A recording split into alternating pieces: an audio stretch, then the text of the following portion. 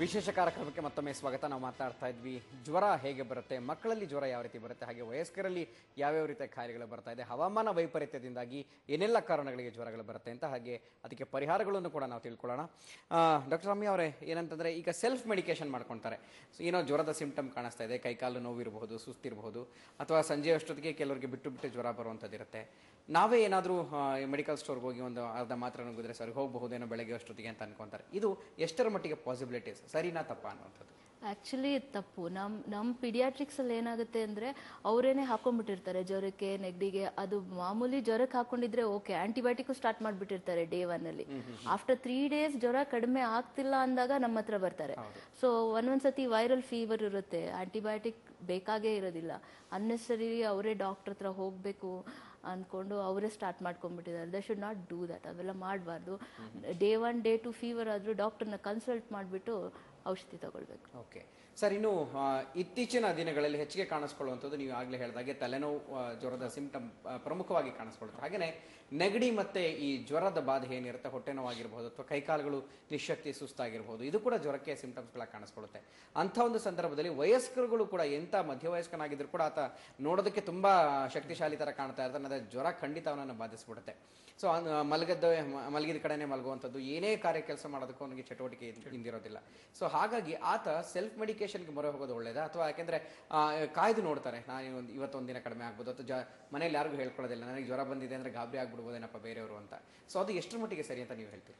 ಅಲ್ಲ, ಅದೇ ಈ ಸೆಲ್ಫ್ ಮೆಡಿಕೇಶನ್ ಅನ್ನೋದು ಅದು ಬಹಳ ಟ್ರಿಕಿ ಆಗುತ್ತೆ. ಯಾಕೆಂದ್ರೆ ಬಹಳ ಜನಕ್ಕೆ ಏನಂದ್ರೆ, ಈ ಜ್ವರಕ್ಕೆ ತಲೆನೋವಿಗೆ ಹೋದ್ರೆ ಇದೇ ಸಾಮಾನ್ಯ, ಇದೇ ಮಾತ್ರೆ ಬರ್ಕೊಡ್ತಾರೆ ನನಗೆ, ಯಾವಾಗಲೂ ವೈದ್ಯರು ಅದೇ ಬರೀತಾರೆ, ನಾನು ಅದನ್ನು ಹೋಗಿ ಅಂಗಡಿಲೇ ತಗೋಬಹುದು ಅನ್ನೋದೊಂದು ಇದ್ದೇ ಇರುತ್ತೆ. ಅದು ಒನ್ ಡೇ ಇವ್ರು ಹೇಳ್ದಂಗೆ ಪ್ಯಾರಾಸಿಟಮಾಲ್ ತನಕ ತಗೊಂಡು ಪರವಾಗಿಲ್ಲ ಜ್ವರ ಕಮ್ಮಿ ಆಗುತ್ತಾ ಬಿಡುತ್ತಾ ನೋಡಿ ಬರಬಹುದು, ಅದು ಸರಿ. ಬಟ್ ಕೆಲವರು ಆಂಟಿಬಯೋಟಿಕ್ನು ಕೂಡ ಶುರು ಮಾಡ್ಕೊಂಡ್ಬಿಡ್ತಾರೆ, ಅದು ಬಹಳಷ್ಟು ತಪ್ಪು. ಇನ್ನೊಂದೇನಾಗುತ್ತೆ ಅಂದ್ರೆ, ನಾವು ಯಾವುದೇ ಒಬ್ಬ ವ್ಯಕ್ತಿ ಜ್ವರದಿಂದ ಬಂದ್ರೆ ಹಲವಾರು ಪ್ರಶ್ನೆಗಳನ್ನ ಇಟ್ಟುಕೊಂಡು ನಾವು ಅವ್ರನ್ನ ಪರೀಕ್ಷೆ ಮಾಡ್ತೀವಿ. ಎಷ್ಟು ದಿವಸದಿಂದ ಜ್ವರ ಇದೆ, ಯಾವ ರೀತಿ ಜ್ವರ ಇದೆ, ಯಾವ ಅಂಗಗಳಿಗೆ ಏನಾದ್ರು ತೊಂದರೆ ಆಗಿದೆಯಾ, ವಾರ್ನಿಂಗ್ ಸೈನ್ಸ್ ಅಂತ ಹೇಳ್ತೀವಿ, ವಾರ್ನಿಂಗ್ ಸೈನ್ಸ್ ಏನಾದ್ರು ಇದೆಯಾ ಈ ಮನುಷ್ಯನಲ್ಲಿ, ಅಂದ್ರೆ ಈ ಜ್ವರ ತೊಂದರೆ ಆಗುವಂತ ಕಾಯಿಲೆನಾ, ಪ್ರತಿಯೊಂದು ಮನಸ್ಸಿನಲ್ಲಿ ಇಟ್ಕೊಂಡು ಎಕ್ಸಾಮಿನ್ ಮಾಡಿರ್ತೀವಿ. ಅದು ಕಡೆಗೆ ಮಾತ್ರೆ ಬರೆಯೋದು ಬೇಕಾದ್ರೆ ಅದೇ ಬರ್ದಿರ್ಬೋದು, ಪ್ಯಾರಾಸಿಟಮಾಲ್ ಬರೆದು ಕಳ್ಸಿರ್ತೀವಿ. ಬಟ್ ಆದ್ರೆ ಈ ವಾರ್ನಿಂಗ್ ಸೈನ್ಸ್, ಕೇಸ್ ಹಿಸ್ಟ್ರಿಲಿ ಇವೆಲ್ಲ ನಾವು, ಅಥವಾ ಅವ್ರನ್ನ ಪರೀಕ್ಷೆ ಮಾಡ್ಬೇಕಾದ್ರೆ ಇವೆಲ್ಲ ಗಮನ ಇಟ್ಟೆ ಪರೀಕ್ಷೆ ಮಾಡಿರ್ತೀವಿ. ಅದರಲ್ಲಿ ಇಲ್ಲ ಓಕೆ ನಾವು ವೇಟ್ ಮಾಡ್ಬೋದು ಒಂದು 48 hours 72 hours ಅಂತ ನಾವು ಯೂಶಲಿ ಯಾವುದೇ ವೈರಲ್ ಫೀವರ್ಗೆ ಅನ್ಕೊಳ್ತೀವಿ. 2-3 days ಇಲ್ಲ ಎಷ್ಟು ತಗೊಳ್ಳಿ ಸಾಕು, ಕಮ್ಮಿ ಆಗಲಿಲ್ಲ ಅಂದ್ರೆ ನೋಡೋಣ ಆಂಟಿಬಯೋಟಿಕ್ ಸ್ಟಾರ್ಟ್ ಮಾಡೋಣ ಅಂತ ಒಂದು ಮನಸ್ಸಿನಲ್ಲಿ ಇಟ್ಕೊಂಡು ಇದು ಮಾಡಿರ್ತೀವಿ. ಬಟ್ ಈ ವಾರ್ನಿಂಗ್ ಸೈನ್ಸು ಅಥವಾ ಯಾವುದು ಗೊತ್ತಿರೋದಿಲ್ಲ, ಸಾಮಾನ್ಯ ಎಲ್ಲರಿಗೂ ಇದು ಕಷ್ಟ. ಏನು ಮಾಡ್ತಾರೆ, 2-3 ದಿವಸ ಅದೇ ಮಾತ್ರೆ ತಗೊಳ್ತಾರೆ, ಅದೇ ಆಂಟಿಬಯೋಟಿಕ್ಸ್ ಅವರೇ ಶುರು ಮಾಡ್ಕೊಂಡ್ಬಿಡ್ತಾರೆ. ಕಡೆಗೆ ಯಾವ ಪರಿಸ್ಥಿತಿ ತಲುಪಿಬಿಡುತ್ತೆ ಅಂದ್ರೆ, ಭಾಳ ಅದು ಕಾಯಿಲೆದ ಒಂದು ಕೆಟ್ಟ ಸ್ವರೂಪವನ್ನೇ ತಗೊಂಡ್ಬಿಡುತ್ತೆ. ಒಂದು 2-3 ದಿವಸಕ್ಕೆ ಬರ್ತಾರೆ ಆಸ್ಪತ್ರೆಗೆ, ಬಹಳಷ್ಟು ತೊಂದರೆಗಳು ಕಾಣಿಸಕ್ಕೆ ಶುರುವಾಗ್ಬಿಡುತ್ತೆ. ಸೊ ಈ ರೀತಿ ಅದರಿಂದ ಆದಷ್ಟು ಈ ಸೆಲ್ಫ್ ಮೆಡಿಕೇಶನ್ ಅನ್ನೋದು ಕಂಪ್ಲೀಟ್ ಆಗಿ ಅವಾಯ್ಡ್ ಮಾಡೋದು ಒಳ್ಳೆ. ನಾಲೆಡ್ಜ್ ಇದ್ರೂ ಕೂಡ ಅದ್ರ ಬಗ್ಗೆ ಸ್ವಲ್ಪ ತಕ್ಷಣಕ್ಕೆ ರಿಲೀಫ್ ಕೊಡಬಹುದು, ತಕ್ಷಣಕ್ಕೆ ಖಂಡಿತ ರಿಲೀಫ್ ಕೊಡುತ್ತೆ, ಅದನ್ನ ಕಂಟಿನ್ಯೂ ಮಾಡಬಹುದು ಹೇಳ್ತಾ ಇದ್ದೀವಿ. ಓಕೆ ರಾಜೇಶ್ವರಿ ಅವರೇ, ಇನ್ನು ಮಕ್ಕಳ ವಿಷಯಕ್ಕೆ ಬಂದಾಗ ಸಾಕಷ್ಟು ಮಕ್ಕಳು ಜ್ವರದಿಂದ ಬಾಧಿತರಾದ್ರೂ ಕೂಡ ಕೆಲವರಿಗೆ ಮೇಲ್ನೋಟಕ್ಕೆ ಅದು ಗೊತ್ತಾಗಲ್ಲ, ತುಂಬಾ ಲವಲವಿಕೆಯಾಗಿ ಇರ್ತಾರೆ, ಹಾಗಾಗಿ ಅದು ಅಷ್ಟು ಬೇಗ ನಮ್ಮ ಗಮನಕ್ಕೆ ಬರೋದಿಲ್ಲ. ಸೊ ಅಂತ ಒಂದು ಸಂದರ್ಭದಲ್ಲಿ ಮಕ್ಕಳನ್ನ ನೋಡ್ಕೊಳ್ಬೇಕಾದ್ರೆ ನೀವು ಶಾಲೆನಲ್ಲಿ ಅಥವಾ ಪೋಷಕರು ಯಾವ ರೀತಿ ಇರಬೇಕು ಅನ್ನೋದೊಂದು ಹೇಳ್ತೀರಿ? ಅದೇ ನಾವು ನಮ್ಮ ಸ್ಕೂಲ್ ಪ್ರಕಾರ ಹೇಳ್ತೀನಿ, ನಾವು ವಿಜಿಲೆಂಟ್ ಆಗೇ ಇರ್ತೀವಿ sir. Actually we will be taking care of the children. ನಾವು actually we will be moving around in the class. ಅದರಿಂದ ಒಂದೊಂದು ಮಗು ಬಗ್ಗೆ ಗೊತ್ತಾಗ್ಬಿಡುತ್ತೆ ನಮಗೆ.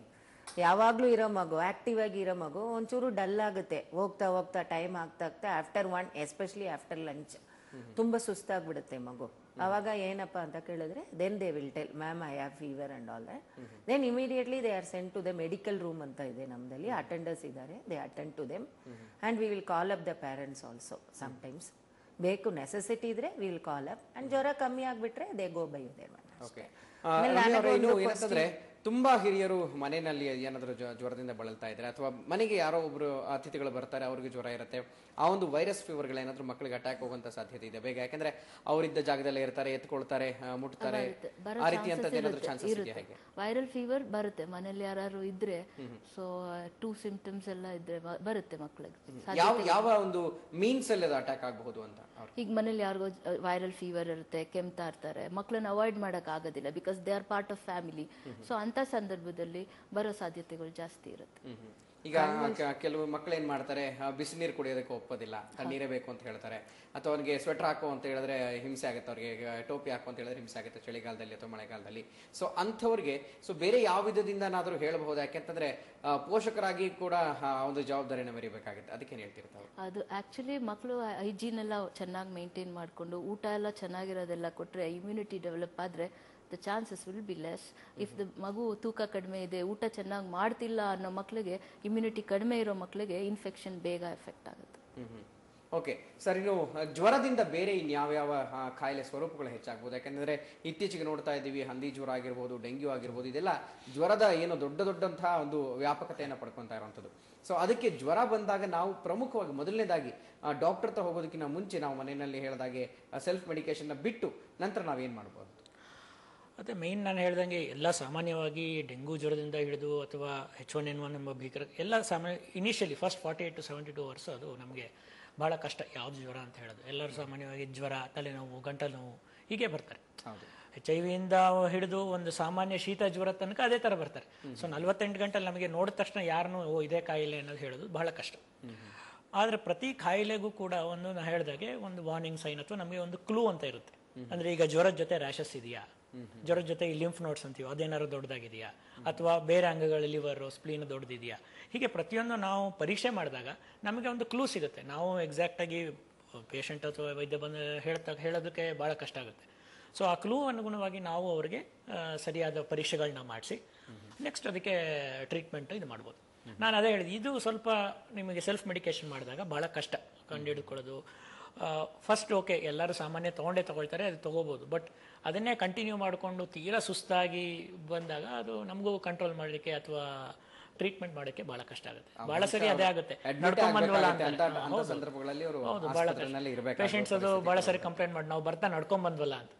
ಅಂದ್ರೆ ಯಾಕೆ ಇಲ್ಲಿ ಬಂದು ಸುಸ್ತಾಯ್ತು ಅಂದ್ರೆ ಅದು ಆಗ್ಲೇ ಆ ರೀತಿ ಅನುಗುಣ ಅಷ್ಟು ತೊಂದರೆಗೆ ಈಡಾಗಿದ್ರಿ ಅದು ಜಾಸ್ತಿ ತುಂಬಾ ಜ್ವರದಿಂದ ಬಾಧಿತ ಆದವರ ಏನಿರುತ್ತೆ ಅವರ ದೇಹ ಗಂಟೆಗೂ ಬದಲಾವಣೆ ಆಗ್ತಾ ಇರುತ್ತೆ, ಬಹಳ ಗಂಟೆಗೂ ಬದಲಾಗ್ತಿರುತ್ತೆ. ಈಗ ಫಾರ್ ಎಕ್ಸಾಂಪಲ್ ಡೆಂಗು ಇದೆ ಜ್ವರನೇ ಕೂಡ ನಾವು ಎಷ್ಟು ಮಾನಿಟರಿಂಗ್ ಮಾಡ್ತೀವಿ ಮಕ್ಕಳಲ್ಲೂ ಕೂಡ ಅಥವಾ ದೊಡ್ಡವರಲ್ಲೂ ಕೂಡ ಅಂದ್ರೆ ಅದು ಚೇಂಜ್ ಆಗ್ತಾನೆ ಇರುತ್ತೆ.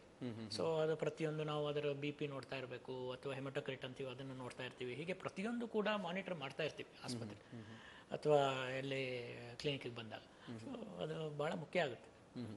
ಮೇಡಮ್, ಇನ್ನು ಈಗ ನೀವು ನೋಡ್ತಾ ಇರೋ ಪ್ರಕಾರ ಬೆಂಗಳೂರಿನಲ್ಲಿ ಈ ಒಂದು ವೆದರ್ ನೋಡ್ತಾ ಇದ್ರಿ, ಕಳೆದ ಒಂದೂವರೆ ತಿಂಗಳಿಂದ ಸಾಕಷ್ಟು ಮಳೆಗಾಲ, ಚಳಿ, ಮೋಡ ಕವಿದ ವಾತಾವರಣ ಹೀಗೇನೆ ನೋಡ್ತಾ ಇದ್ವಿ. ಸೊ ಹವಾಮಾನ ವೈಪರೀತ್ಯ ಕೂಡ ಆಗ್ತಾ ಇರುತ್ತೆ. ಎಲ್ಲೋ 1-2 ಗಂಟೆ ಬಿಸಿಲು ಬರುತ್ತೆ, ನಂತರ ಹೊರಟೋಗುತ್ತೆ. ಸೊ ಇಂಥ ಸಂದರ್ಭದಲ್ಲಿ ಮಕ್ಕಳಿಗೆ ಮತ್ತೆ ದೊಡ್ಡವರಿಗೆ ಯಾವ್ಯಾವ ರೀತಿ ಕಂಪ್ಲೇಂಟ್ಸ್ಗಳು ಬರ್ತಾ ಇದೆ ಅಂತ ನಿಮ್ಮ ಕಡೆಗೆ? ಜಾಸ್ತಿ ಅಂದ್ರೆ ಈಗ ನಾವು ಡೆಂಗು ಫೀವರೇ ಜಾಸ್ತಿ ನೋಡ್ತಾ ಇರೋದು ನಮ್ಮ ಕೆಂಪೇಗೌಡ ಹಾಸ್ಪಿಟಲಲ್ಲೂ. ಜ್ವರ ಅಂತ ಬಂದ್ರೆ ಮೋಸ್ಟ್ ಆಫ್ ದೆಮ್ ಪ್ಲೇಟ್ಲೆಟ್ಸ್, ಬಿಳಿ ರಕ್ತ ಕಣಗಳು ಕಡಿಮೆ ಇರುತ್ತೆ. ನಾರ್ಮಲಿ ಅದು ಜ್ವರ 3 ಫೇಸಸ್ ಇದೆ. ಒಂದು ಫೀವರ್ ಫೇಸ್, ಇನ್ನೊಂದು ಡೇಂಜರಸ್ ಸ್ಟೇಜ್, ಒಂದು ರಿಕವರಿ ಸ್ಟೇಜ್ ಅಂತ. ಈ dengue virus incubation period will be like 2 to 7 days, like 1 to 7 days. First ಡೇನಲ್ಲಿ ಬರೀ ಫೀವರ್ ಇರುತ್ತೆ ಅಷ್ಟೇ. ಆಮೇಲೆ ಈ 3rd day to 7 days ಇರುತ್ತಲ್ಲ, ಅವಾಗ it will be like danger science ಅಂತ ಇರುತ್ತಲ್ಲ, ಬ್ಲೀಡ್ ಆಗೋದು, ಮತ್ತೆ ಕೆಂಪು ಮಚ್ಚೆ ಅಂದ್ರೆ ಈ ರೆಡ್ ಇಂಕ್ ಪೆನ್ ಅಲ್ಲಿ ಕೈ ಮೇಲೆ ಡಾಟ್ ಇಟ್ರೆ ಯಾವ ತರ ಬರುತ್ತೆ, ಕೆಲವು ಮಕ್ಳಿಗೆ ಆ ತರ ಕೆಂಪು ಮಚ್ಚೆ ಬರುತ್ತೆ. So that we will call as dengue haemorrhagic fever. So those are very dangerous sign as doctor said. So ಅದನ್ನೆಲ್ಲ ಮಾನಿಟರ್ ಮಾಡಬೇಕು. ಅಂಥ ಟೈಮಲ್ಲಿ BP ಲೋ ಆಗುತ್ತೆ, ಬಿಳಿ ರಕ್ತ ಕಣ ಕಡಿಮೆ ಆಗುತ್ತೆ. ಸೊ ಆ ಟೈಮಲ್ಲಿ ನಾವು ಅಡ್ಮಿಟ್ ಮಾಡಿ ಫ್ಲೂಯಿಡ್ ಮ್ಯಾನೇಜ್ಮೆಂಟ್ ಮಾಡಿದ್ರೆ we can save the baby. So ಅಂಥ ಟೈಮಲ್ಲಿ ಮಕ್ಳಿಗೆ ಅಡ್ಮಿಷನ್ ಬೇಕಾಗುತ್ತೆ. ಓಕೆ ವೀಕ್ಷಕರೇ, ನೋಡಿದ್ರಲ್ಲ, ಇದು ರಾಜಧಾನಿಯಲ್ಲಿ ಹೆಚ್ಚಾಗ್ತಾ ಇರುವಂತಹ ಜ್ವರದ ಒಂದು ಸಮಸ್ಯೆ. ಮಕ್ಕಳಿಗೆ ಹಾಗೂ ವಯಸ್ಕರಲ್ಲಿ ಇದು ತುಂಬಾ ಬೇಗ ಅಟ್ಯಾಕ್ ಆಗುತ್ತೆ ಅಂತ ಹೇಳ್ತಾ ಇದ್ದಾರೆ. ಮತ್ತಷ್ಟು ಚರ್ಚೆನ ಮುಂದುವರಿಸ್ತೀನಿ ಬ್ರೇಕ್ ನಂತರ.